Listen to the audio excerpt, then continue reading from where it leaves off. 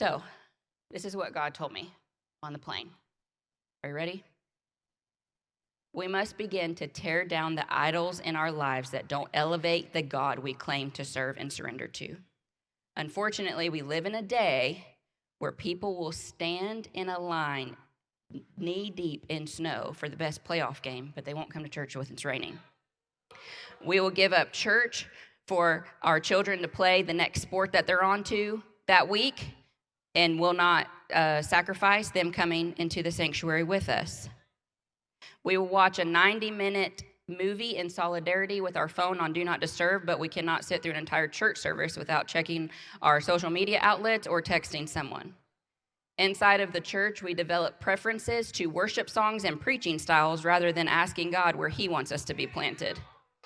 That's where us younger folk got to look to the older folk because they do that right. Okay? I was just talking to Ron Bohannon and Linda Lake this morning. They've been at this church since 1983. I wasn't even alive in 1983. Okay? I would like to think I was thought of in my mother's mind, but I wasn't, okay? Because it was in 1983, and they are still here and still planted. But now it becomes a preference of what we personally like over what God desires for us. Long ago, we crossed this line in church, but there is a fine line between celebrating talent and success and idolizing it. Unfortunately for us, we celebrate talent by hiring the best of the best that can sing or play for us, which is fine, but we begin to idolize it rather than celebrate the talent within our own people. And we mark our success by a number of people on our seats, which is at times needed because it's important to spread the gospel. But when we begin to idolize our sound and our numbers over the God who is trying to work in and through us, we've missed the mark. We've shackled ourselves to idols rather than finding our freedom and our obedience to Him. The enemy gives us something shiny to distract us from realizing the shackles that he has placed on us, leaving us to idolize feelings over faith, perception over reality, and individual truths rather than the truth.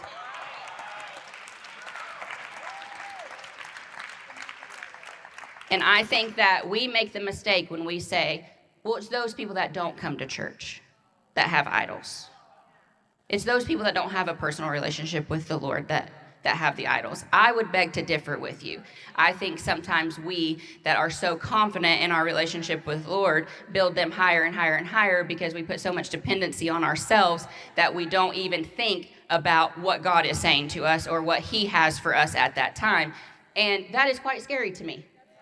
So that's why in 2024, we're going to begin to tear those things down in our lives, and we're going to recover the surrender that God has for us, because some of us in here, we don't know what it's like to surrender, and that's okay, because today you're going to have the opportunity. But the others of you, you have lost your surrender, because over the last 4 years, it's been a heck of a time. 2020 did us in, and what did it magnify? Ourselves. It magnified me and you. It magnified what we can do alone. It magnified that me and my 4 can stay in our house and no more, and we can be fine. But that is not what God has created. God has created community. He has created us to do life together. And so we got to tear these things down so we can be surrendered to His will and what He has for us. So how do I recognize if I have an idol? What do you wake up thinking about? What do you go to sleep thinking about? Only you can answer that. I have no idea. Okay? I know that I had some in my own life that I had to really process and go, okay, all right, Holly, this is where you're falling short. If someone said, can you give up your phone for the next 90 days? Can you? So, I have a personal story for you. Anybody in here done LTS before, Life Transformation School? So Dr. Graham and Marie Cato is who would lead that up, and we did that here for many years, and hopefully we'll be able to bring that back soon. But Jordan and I had the privilege of going over to South Africa, where they are from, and doing LTS there, which here we do it for a week, I think, at a time. There they do it for 30 days. People take off of work for 30 days and attend this Life Transformation School, and it will transform your life, okay? It is worth it. And we also, while we were over there, did our marriage counseling. So we went over there, not married, did our marriage counseling. and did LTS and church leadership school, all of which was really great for us. We didn't know exactly the fullness of what we were experiencing at the time, but now we so go back and reference those things that it's been a blessing that we didn't know we were in. And so it's time for us to start our marriage counseling. And Jordan is meeting with Dr. Graham, and I'm meeting with Marie. Has anybody ever met with Marie in here? Okay. She'll get you. All right? And I love her. I love her so much. She's very, very, very dear to my heart. And I have often prayed, God, whatever's on her, help that get on me, because she carries an authority in the kingdom that is honorable. So I go in for my one-on-one with her for marriage counseling. And I'm thinking, okay, she's going to talk to me about how you do marriage and things like that, you know. And she sat me down and she said, okay, here's your scripture. And that's what she does when she does one-on-ones with people. She asks the Lord to give her a scripture, and then they unpack the scripture together. The scripture was in like 2 Kings something. And I was like, who even reads 2 Kings? You know, like, what is this about? And she said, we began to unpack some things, and she said, you can't move forward until you deal with this idol. I said, what are you talking about? And she said, you have this idol in your life, and we can't move on, and you will never be able to work or submit in your marriage until you get rid of that. And I literally fought with her. I said, I don't think that's true. I don't see it. And she said, okay, no problem. She did all of her angles to try to convince me, and I just didn't see it. I really wasn't trying to be ugly, but I just didn't see it. And she said, okay, well, you go on about your business, and I'll see you tomorrow at our meeting. And I said, okay. And she said, but I'm telling you, like, your time here is going to be wasted, because we cannot move on until you get this idol out of your life. I went, okay, whatever.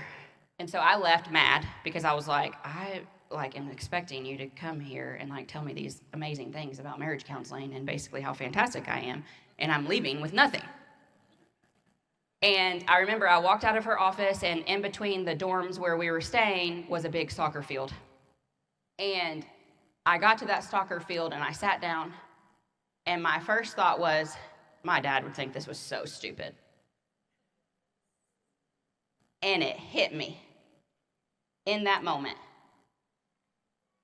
Because I idolized the man who my dad was, I could never receive the man that God was trying to give me in Jordan. And the first thing I thought about after being in a prayer session was if my dad would agree with this or not. Would he think it was stupid? Probably not. That was just what I thought about what he would think. And I ran back to Marie's office with tears in my eyes and said, I see it, Marie. I see it. I see what you're talking about. I have this idol in my life, and I don't know how to get rid of it. What do I do? And she accepted me with open arms, and she said, that's all that you have to do, is say, I see it, and I surrender it. Was everything perfect after that?